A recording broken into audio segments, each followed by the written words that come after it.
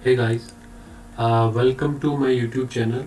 So today we are going to discuss about bytes and byte array data types. So these are two basic data types that we have in Python. So we are going to discuss these two data types in this particular video. Okay. So what is byte and what is byte array, and what is the difference between these two data types and where we use these two data types? Okay, as you know, we have already discussed about fundamental data types. If you haven't watched my video, please watch it. It is already in the playlist. So then come here and watch this video so that you get better understanding. तो इस video में हम क्या करने वाले हैं, हम bite को क्लियरली समझने वाले हैं, बाइट एरे को क्लियरली समझने वाले हैं कि ये कैसे काम करते हैं और किस तरीके से हम इनको यूज़ कर सकते हैं और कहाँ यूज़ कर सकते हैं. तो जैसे पहली लाइन आपको दिख रही होगी कि ये भी हमारे पास जो बाइट है और बाइट एरे के बीच का जो पहला डिफरेंस है वो ये है कि बाइट्स जो है वो इम्यूटेबल है. दैट मीन्स अगर आपने एक बार क्रिएट कर लिया, you can't initialise it, you can't change the value. और बाइट एरे जो है हमारे पास वो एग्जैक्टली एकदम सिमिलर है बाइट्स के. जिस वन डिफरेंस है, एक डिफरेंस ये है कि आप बाइट एरे को चेंज कर सकते हैं. जो वैल्यू होती है बाइट एरे के अंदर आप उनको चेंज कर सकते हैं. दैट्स इट, बाकी कोई डिफरेंस नहीं दोनों के अंदर.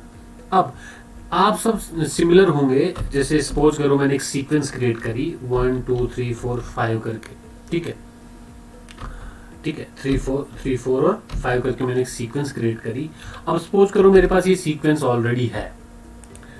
अगर आप देखोगे तो मेरे पास ये लिस्ट है. बेसिकली लिस्ट एक डाटा टाइप होता है पाइथन के अंदर भी, जो हम आने वाली वीडियोस में बहुत ही डीपली डिस्कस करने वाले हैं. इसके अपन सिर्फ एक लिस्ट के ऊपर ही 4-5 वीडियोस होने वाली. ठीक है, तो सपोज करो आपने एक सीक्वेंस क्रिएट कर ली. अब अगर आप इसमें से बाइट क्रिएट करना चाहते हो तो वो कैसे करेंगे आप. आपके पास एक इनबिल्ट फंक्शन है हमारे पास पाइथन के अंदर बाइट्स नाम से. तो जब भी आपको किसी भी सीक्वेंस को बाइट के अंदर अगर आपको क्रिएट करना होगा, बाइट अगर आपको बनाना होगा उसको, तो आप कर सकते हो with the help of bytes method के. तो ये बाइट्स मेथड क्या करता है, अगर आप चेक करोगे तो ये बाइट मेथड जो होगा हमारे पास क्या होगा, अभी बाइट टाइप का होगा. ठीक है, अगर आप देखो ये बाइनरी टाइप का होगा, बाइट टाइप होगा. लेकिन अगर आप इसके अंदर वैल्यूज को, अगर इन वैल्यूज को आप चेक करना चाहते हो कि कौन कौन सी वैल्यू है हमारे पास, तो आप इस तरीके से कर सकते हो. ठीक है, तो 1 2 3 4 5. अब आप बोलेंगे कि जब एग्जैक्टली ये लिस्ट भी तो यही काम कर रही है तो हमको बाइट्स की क्या ज़रूरत है. अब कभी क्या होता है कि सपोज करो आपके पास एक बहुत बड़ी सीक्वेंस है आपकी, लेकिन उस सीक्वेंस के अंदर की जो वैल्यूज़ हैं वो ज़्यादा बड़ी नहीं है. दैट मीन्स हर एक वैल्यू जो है उस सीक्वेंस के अंदर वो मोस्टली कितनी है, 0 से 256 की रेंज के बीच की ही है. तो बेवजह लिस्ट क्रिएट करने के बजाय, क्योंकि लिस्ट जो होता है हर एक वैल्यू के लिए जो उसकी मेमोरी है वो ज़्यादा लेता है, ज़्यादा कंसिडर करता है. तो अगर आपको मेमोरी ऑप्टिमाइज करनी हो अपनी, तो लिस्ट क्रिएट करने के बजाय आप क्या करिए, बाइट क्रिएट करिए. ठीक है, तो बाइट का ये प्रिंसिपल है कि आप कोई भी बाइट, अगर आपको किसी भी लिस्ट से अगर आपको बाइट बनाना है या किसी भी सीक्वेंस से अगर आपको बाइट बनाना है, तो मेक श्योर करना पड़ेगा आपको कि उसके अंदर की जो, उस लिस्ट के अंदर की जो वैल्यूज होंगी वो विद इन 0 to 256 होनी चाहिए. इससे ज़्यादा अगर होंगी तो आपको एरर मिलेगा. अब यहाँ तो मैंने क्या करा, 1 2 3 4 5 की वैल्यूज क्रिएट करी. अब सपोज करो मैं एक दूसरी लिस्ट बना रहा हूँ.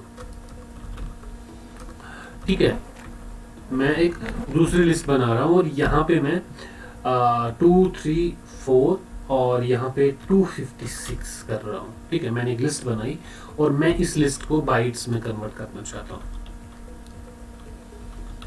ठीक है, बाइट्स में. अब एज एक्सपेक्टेड हमको पता है कि यहाँ पे एरर आने वाला है हमारे पास, क्योंकि मैंने आपको ऑलरेडी कहा कि जो रेंज होगी वो 0 से 256 के बीच होंगी. और रेंज 0 to 256, अगर आपको रेंज का पता हो तो 256 जो होता है वो जो लास्ट वाली आइटम होता है वो एक्सक्लूसिव होती है. दैट मीन्स आप जो जा सकते हो 0 से 255 तक ही जा सकते हो. इसीलिए जब भी आपको रेंज बनानी हो, जब भी आपको बाइट्स बनाने होंगे, बाइट्स डाटा टाइप अगर बनाना होगा आपको, तो मेक श्योर करें कि जो वैल्यू होगी आपकी वो आपके 255 की रेंज में होनी चाहिए. अगर 255 के रेंज में है तो सक्सेसफुली आप क्या कर सकते हैं, उसका बाइट क्रिएट कर सकते हैं। ठीक है, ये तो ये पॉइंट हो गया हमारे पास कि ये भी हो गया म्यूटेबल है और ये भी हो गया हमारे पास। अब सपोज करो ये भी हो गया, अब अगर ग्रेटर होगा तो आपको एरर मिलेगा। अब सपोज करो आप क्या चाहते हो कि आप ये देखना चाहते हो कि बताओ ये जो बाइट आपने बनाया, ये जो बाइट आपने बनाया, ये बाइट इम्यूटेबल कैसे है, आप कैसे बोल रहे हो कि ये इम्यूटेबल है। अब अगर मैं बाइट को आपको दिखाऊं और बाइट के अगर मैं कुछ ऐसा करना चाहता हूँ कि 0 इंडेक्स पे देखना चाहता हूँ मैं कौन सी वैल्यू है, तो आप देखोगे कि बाइट के 0 इंडेक्स पे 2 है। अब मैं चाहता हूँ कि बाइट के 0 इंडेक्स पे 2 के बजाय 5 होना चाहिए।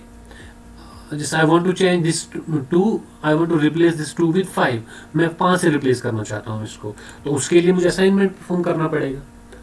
ठीक है, असाइनमेंट परफॉर्म करना पड़ेगा, उसके लिए मुझे बताना पड़ेगा इसको कि आप क्या करिए, बाइट के 0th पोजीशन पे जो 2 है उसको रिप्लेस करिए 5 से।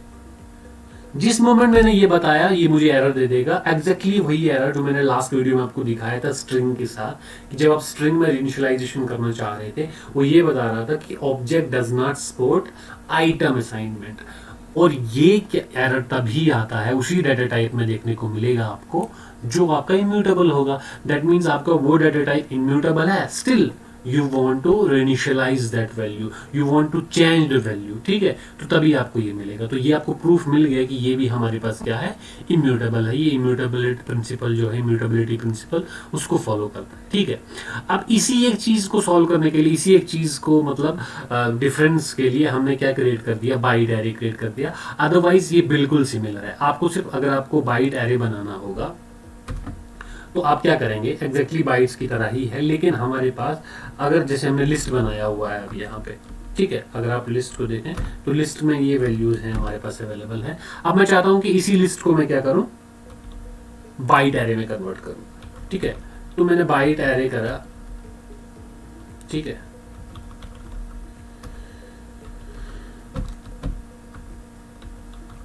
बाइट एरे मैंने करा और मैंने बाइट एरे को, इस लिस्ट को मैंने बाइट एरे में रिप्लेस करा। ठीक है, अब अगर मैं दिखाऊं आपको एग्जैक्टली बाइट एरे, अगर मैं दिखाऊंगा आपको तो आप देखोगे तो हमारे पास ये क्रिएट हो गया, हमको ऑब्जेक्ट मिल गया बाइट एरे का।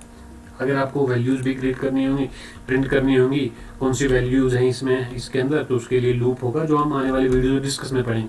अभी खाली आप ये देखो कि हम कैसे मतलब इसके अंदर वैल्यूज कौन कौन सी है, मैं सिर्फ वो दिखाना चाहता हूँ आपको। ठीक है, तो वो वैल्यूज आपके पास प्रिंट हो गए कि ये वैल्यूज हमारे पास अवेलेबल हैं इसके अंदर।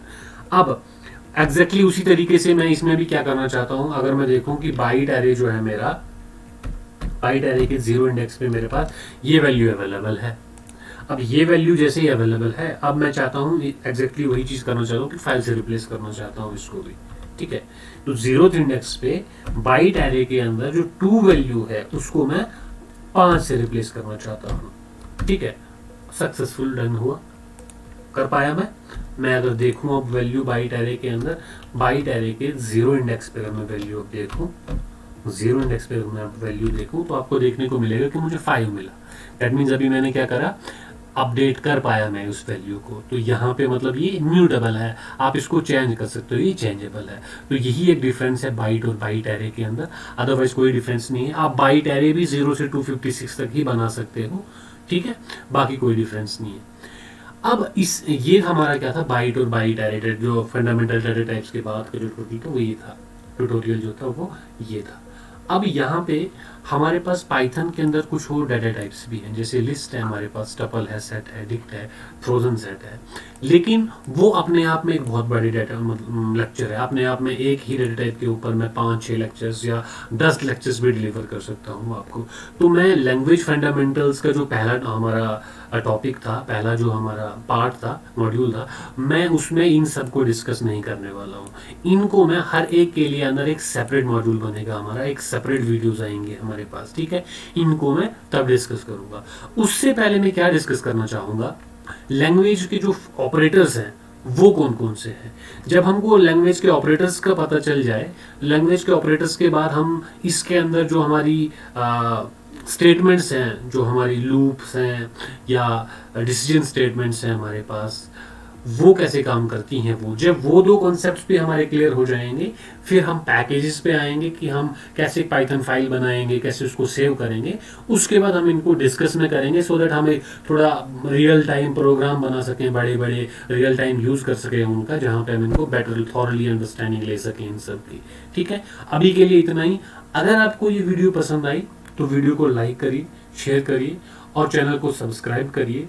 अगर आपका कोई सुझाव है, आपकी तरफ से अगर आप कोई फीडबैक देना चाहते हो मुझे कि आप इस तरीके से कंटेंट बनाइए, इस तरीके से कंटेंट की क्वालिटी को बढ़ाइए, तो कमेंट सेक्शन में आप अपना सुझाव रख सकते हैं। मैं डेफिनेटली उस पर अमल करने की कोशिश करूँगा जितना जल्दी हो सके। Thank you so much.